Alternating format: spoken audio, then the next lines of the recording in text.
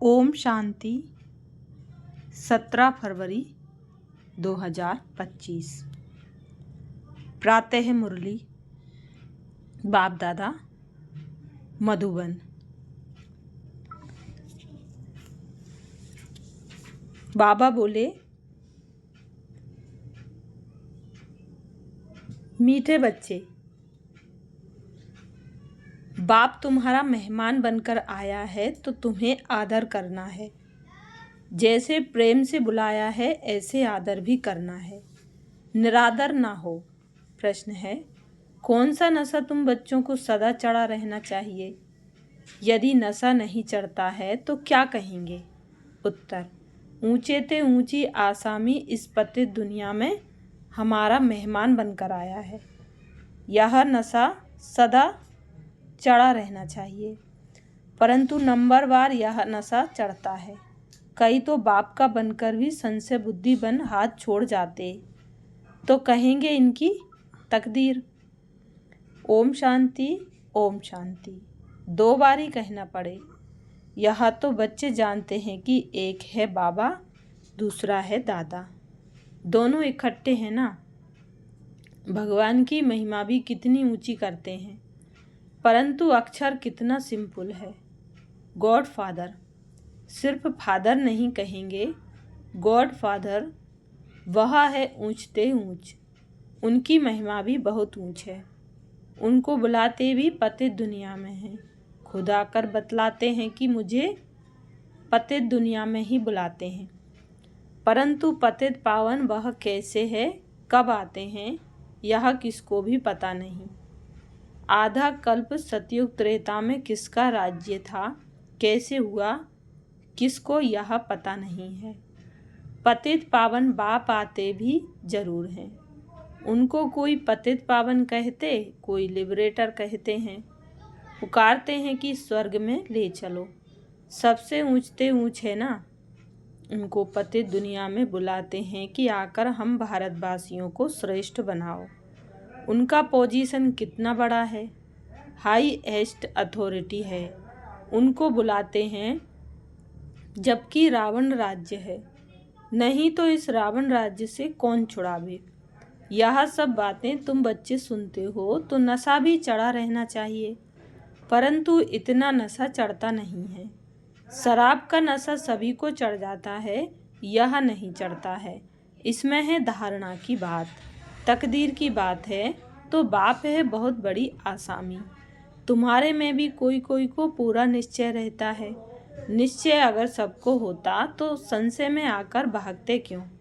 बाप को भूल जाते हैं। बाप के बने फिर बाप के लिए कोई संशय बुद्धि नहीं हो सकता, परंतु यह बाप है वंडरफुल।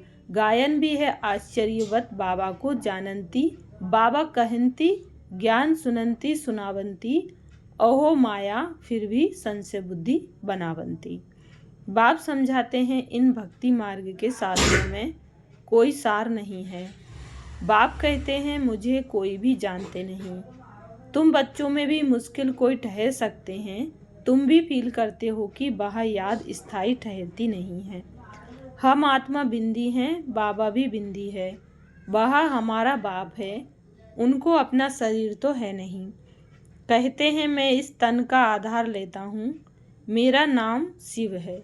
मुझ आत्मा का नाम कभी बदलता नहीं है।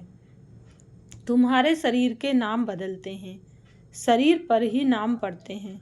शादी होती है तो नाम बदल जाता है, फिर वह नाम पक्का कर लेते हैं। तो अब बाप कहते हैं तुम यह पक्का करो कि हम आत्मा हैं। यह बाप ने ही परिचय दिया है कि जब जब अत्याचार और गिलानी होती है तब मैं आता हूँ।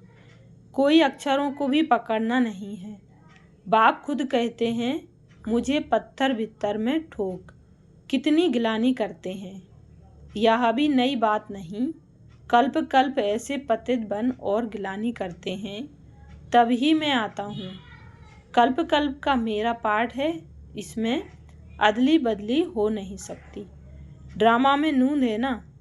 तुमको कई कहते हैं सिर्फ भारत में ही आता है, क्या भारत ही सिर्फ स्वर्ग बनेगा?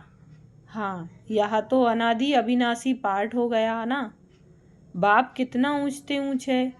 पतितों को पावन बनाने वाला बाप कहते हैं, मुझे बुलाते ही इस पतित दुनिया में है, मैं तो सदा पावन हूँ, मुझे पावन दुनिया में बुलाना चाहिए ना।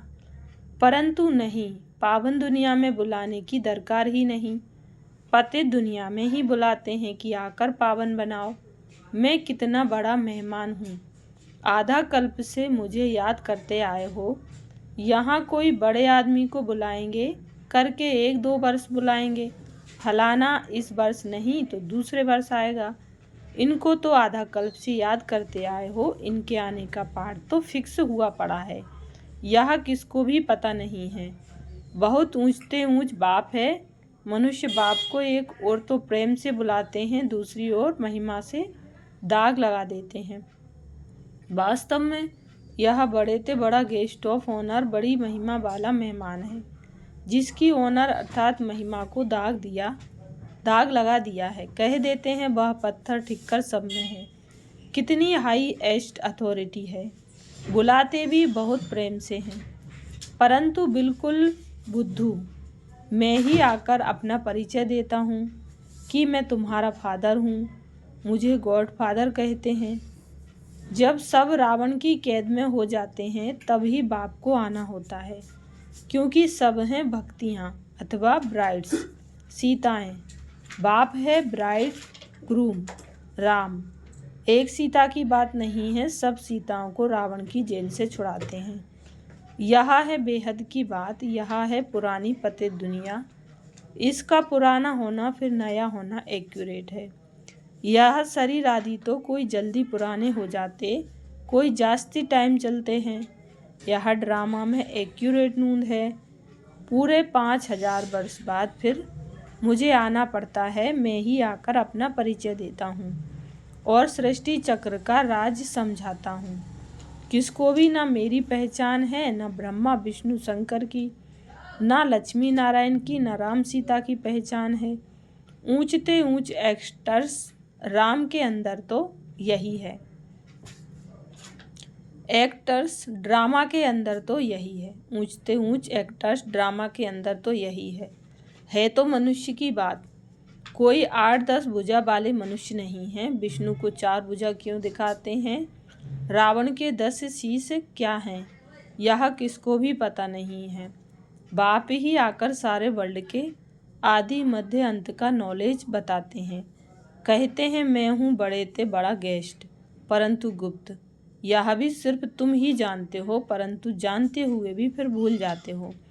उनका कितना रिगार्ड रखना चाहिए, उन्हें याद करना चाहिए। आत्मा भी निराकार, परमात्मा भी निराकार, इसमें फोटो की भी बात नहीं। तुमको तो आत्मा निश्चय कर बाप को याद करना है। देह अभिमान छोड़ना है। तुम्हें सदैव अविनाशी चीज को देखना चाहिए। तुम विनाशी देह को क्यों देखते हो। देही अभिमानी बनो, इसमें ही मेहनत है। जितना याद में रहेंगे उतना कर्मातीत अवस्था को पाए ऊंच पद पाएंगे। बाप बहुत ही सहज योग अर्थात याद सिखलाते हैं। योग तो अनेक प्रकार के हैं, याद अक्षर ही यथार्थ है। परमात्मा बाप को याद करने में ही मेहनत है। कोई बिरला सच बताते हैं कि हम इतना समय याद में रहा, याद करते ही नहीं हैं, तो सुनाने में लज्जा आती है। लिखते हैं सारे दिन में 1 घंटा याद में रहे, तो लज्जा आनी चाहिए ना। ऐसा बाप जिसको दिन रात याद करना चाहिए और हम सिर्फ 1 घंटा याद करते हैं, इसमें बड़ी गुप्त मेहनत है। बाप को बुलाते हैं तो दूर से आने वाला गेस्ट हुआ ना। बाप कहते हैं मैं नई दुनिया का गेस्ट नहीं बनता हूँ, आता ही पुरानी दुनिया में हूँ। नई दुनिया की स्थापना आकर करता हूँ। यह पुरानी दुनिया है, यह भी कोई यथार्थ नहीं जानते हैं। नई दुनिया की आयु ही नहीं जानते। बाप कहते हैं यह नॉलेज मैं ही आकर देता हूँ। फिर ड्रामा अनुसार यह नॉलेज गुम हो जाती है। फिर कल्प बाद यह पाठ रिपीट होगा। मुझे बुलाते हैं, वर्ष वर्ष शिव जयंती मनाते हैं। जो होकर जाते हैं तो उनकी वर्ष वर्ष बरसी मनाते हैं। शिव बाबा की भी 12 मास बाद जयंती मनाते हैं। परंतु कब से मनाते आए हैं यह किसको भी पता नहीं है। सिर्फ कह देते हैं कि लाखों वर्ष हुए। कलयुग की आयु ही लाखों वर्ष लिख दी है। बाप कहते हैं यह है 5000 वर्ष की बात। बरोबर इन देवताओं का भारत में राज्य था ना। तो बाप कहते हैं मैं भारत का बहुत बड़ा मेहमान हूँ। मुझे आधा कल्प से बहुत निमंत्रण देते आए हो। जब बहुत दुखी होते हैं तो कहते हैं हे पतित पावन आओ। मैं आया भी हूँ पतित दुनिया में। रथ तो हमको चाहिए ना।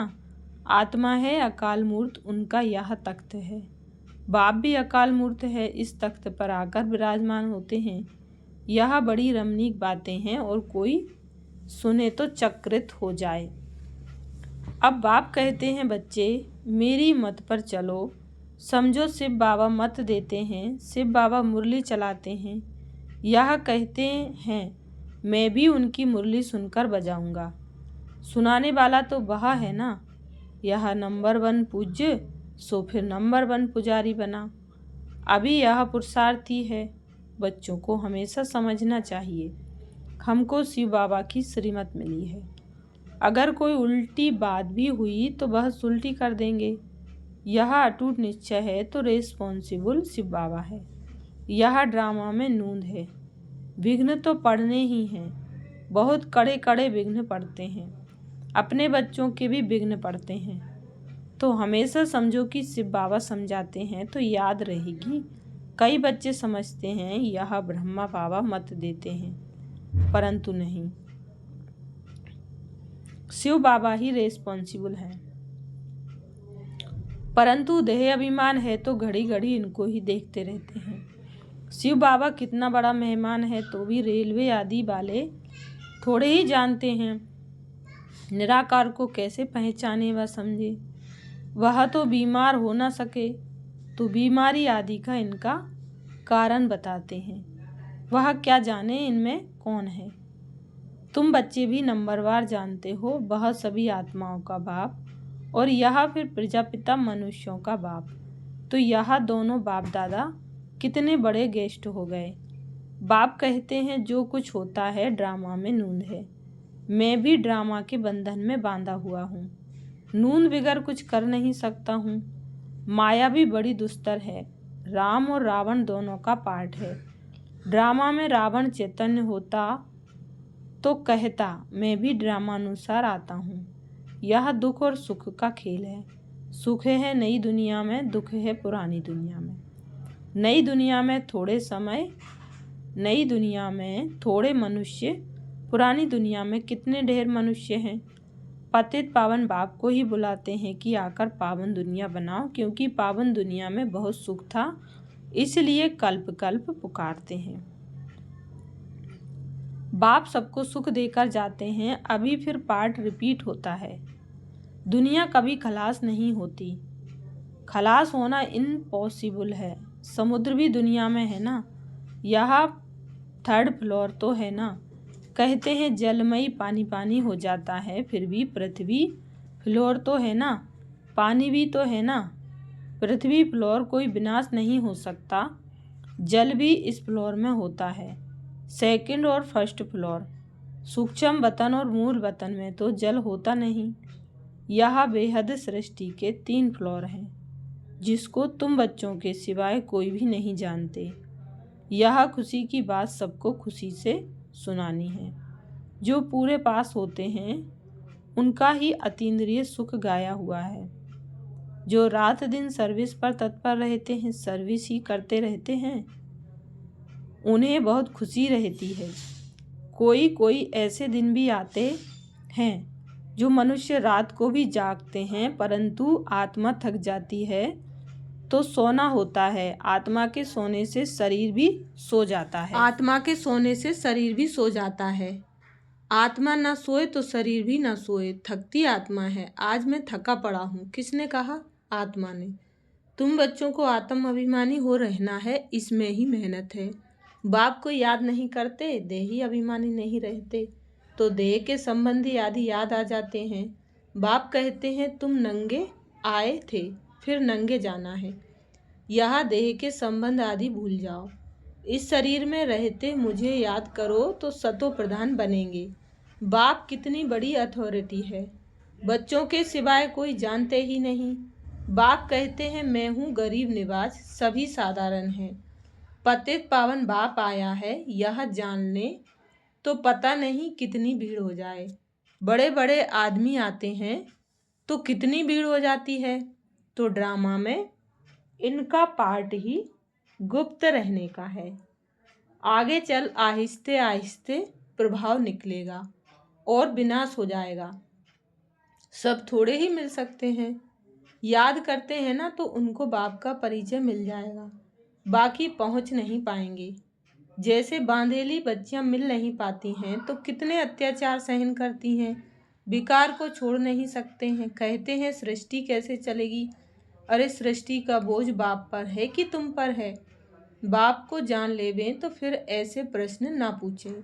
बोलो पहले बाप को तो जानो, फिर तुम सब कुछ जान जाएंगे। समझाने की भी युक्ति चाहिए। अच्छा, मीठे मीठे सिखिलदे बच्चों प्रति माता पिता बाप दादा का याद प्यार और गुड मॉर्निंग। रूहानी बाप की रूहानी बच्चों को नमस्ते। हम रूहानी बच्चों की रूहानी माता पिता बाप दादा को याद प्यार गुड मॉर्निंग और नमस्ते। धारणा के लिए मुख्य सार। पहली पॉइंट, सदा ही हाईएस्ट अथॉरिटी बाप की याद में रहना है। विनाशी देह को न देख देही अभिमानी बनने की मेहनत करनी है। याद का सच्चा सच्चा चार्ट रखना है। दूसरी पॉइंट है,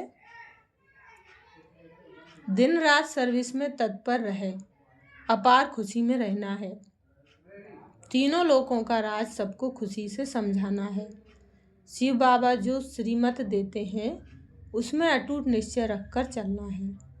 कोई भी विघ्न आए तो घबराना नहीं है। रेस्पॉन्सिबल शिव बाबा है, इसलिए संशय ना आए। वरदान दिया बाबा ने, श्रेष्ठ वेला के आधार पर सर्व प्राप्तियों के अधिकार का अनुभव करने वाले पद्मा पदम भाग्यशाली भव। श्रेष्ठ वेला के आधार पर सर्व प्राप्तियों के अधिकार का अनुभव करने वाले पद्मा पदम भाग्यशाली भव। डिटेल है, जो श्रेष्ठ वेला में जन्म लेने वाले भाग्यशाली बच्चे हैं वह कल्प पहले की टचिंग के आधार पर जन्मते ही अपने पन का अनुभव करते हैं। वह जन्मते ही सर्व प्रॉपर्टी के अधिकारी होते हैं। जैसे बीज में सारे वृक्ष का सार समाया हुआ है, ऐसे नंबर 1 बेला वाली आत्माएं सर्व स्वरूप की प्राप्ति के खजाने के आते ही अनुभवी बन जाते हैं। वे कभी ऐसे नहीं कहेंगे कि सुख का अनुभव होता शांति का नहीं, शांति का होता सुख का व शक्ति का नहीं। सर्व अनुभवों से संपन्न होते हैं। स्लोगन है, अपने प्रसन्नता की छाया से शीतलता का अनुभव कराने के लिए निर्मल और निर्माण बनो। अव्यक्त सारे हैं, एकांत प्रिय बनो, एकता और एकाग्रता को अपनाओ।